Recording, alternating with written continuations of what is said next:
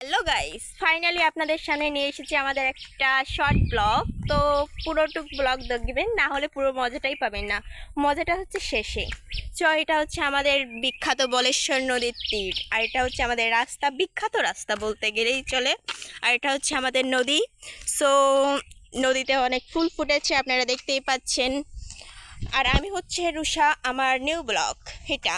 আর আমি ব্লগ করি, অনেক ব্লগ করেছি আজ পর্যন্ত, একটাও ভালো করতে পারিনি। সো আমি ভাবছি যে এটা যদি ভালো হয় তাহলে অবশ্যই লাইকটা একটু বেশি আসবে। তো আপনারা এই দেখেন, আরও ভালো করে আপনাদের এই নদীটা একটু দেখাই। এই দেখেন নদী, কি সুন্দর ফুল ফুটছে, যে কেউ ওখানে আসলে খুব ভালো লাগবে। আর এটার লোকেশান আমি বলে দিচ্ছি। লোকেশান হচ্ছে চিতলমারি, খাসিরহাট।